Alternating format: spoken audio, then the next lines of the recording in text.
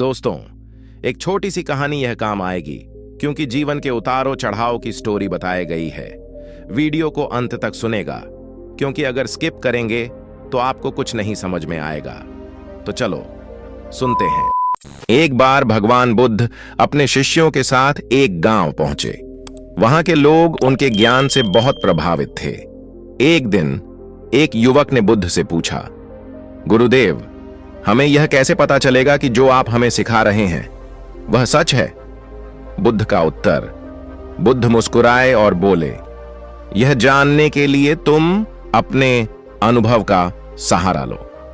मेरी बातें सुनो, लेकिन उन्हें आंख मूंद कर स्वीकार मत करो। उन्हें अपने जीवन में अपनाओ, उन पर विचार करो और खुद अनुभव करो। सत्य का अनुभव केवल तुम्हारे अपने प्रयासों से हो सकता है। दीपक का उदाहरण। बुद्ध ने समझाते हुए कहा, मान लो तुम घने अंधेरे में फंस गए हो, तब क्या तुम किसी दूसरे के दीपक के सहारे सदा चल सकते हो? नहीं, तुम्हें अपना दीपक स्वयं बनाना होगा। फिर उन्होंने कहा, अप दीपो भव, जिसका अर्थ है अपना दीपक स्वयं बनो। कहानी की प्रेरणा। यह कहानी हमें यह सिखाती है कि प्रेरणा और मार्गदर्शन हमें दूसरों से मिल सकता है, लेकिन सत्य की खोज और सफलता का रास्ता हमें खुद बनाना होगा। जीवन में कठिनाइयां आएंगी, लेकिन अगर हम अपने विवेक और अनुभव का सहारा लेंगे तो हम हर समस्या का समाधान पा सकते हैं।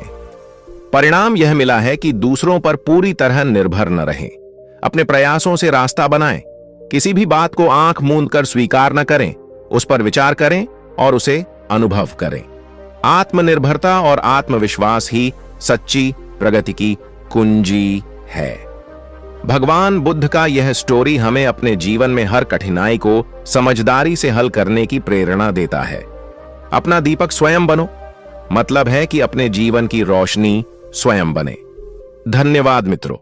यह मोटिवेशन स्टोरी कैसी लगी आप लोगों की? जब भगवान बुद्ध जब जंगल में रहते हैं तो क्या होता है? भगवान बुद्ध एक बार अपने शिष्यों के साथ एक जंगल से गुजर रहे थे। रास्ते में उन्होंने एक बड़े पेड़ के नीचे रुकने का निश्चय किया। वह पेड़ बहुत पुराना था, जिसकी शाखाएं चारों तरफ फैली हुई थीं और उसकी छांव ठंडी और सुकून देने वाली थी। छांव का अनुभव। बुद्ध और उनके शिष्य पेड़ की छांव में बैठकर ध्यान करने लगे। कुछ समय बाद बुद्ध ने अपने शिष्यों से पूछा, क्या तुम जानते हो यह पेड़ इतना विशाल और घना क्यों है? शिष्य असमंजस में पड़ गए और एक ने कहा, गुरुदेव, शायद यह पेड़ अपनी मिट्टी और पानी के कारण इतना बड़ा हुआ है। बुद्ध मुस्कुराए और बोले, सही कहा, लेकिन इसकी जड़ें जितनी गहरी हैं उतनी ही इसकी प्रकृति करुणामयी है। यह अपनी छांव, फल और हवा बिना किसी भेदभाव के हर किसी को देता है। यही इसकी महानता का कारण है। घटना। बुद्ध ने देखा कि एक लकड़हारा पास के पेड़ को काटने की कोशिश कर रहा है। बुद्ध ने उसे बुलाया और पूछा, तुम इस जंगल में क्यों आए हो? लकड़हारा बोला, गुरुदेव, मेरे पास जीविका का कोई साधन नहीं है। यह लकड़ी मुझे पैसे कमाने में मदद करेगी।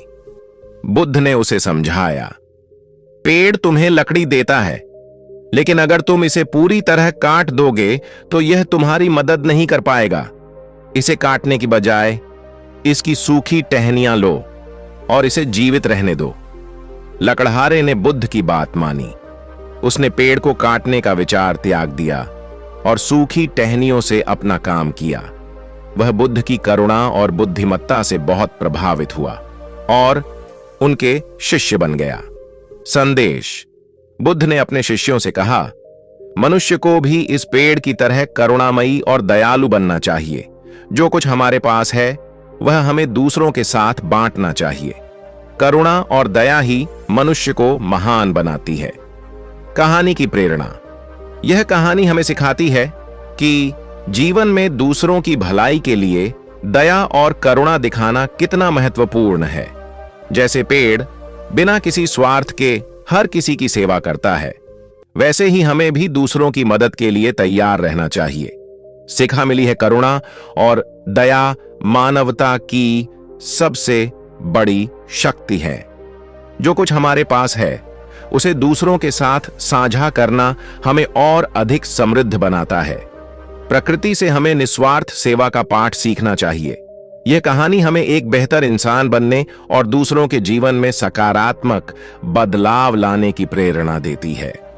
मित्रों, इस तरह का मोटिवेशन वीडियो को सुनना चाहते हो तो हमारे चैनल को जरूर सब्सक्राइब करना होगा।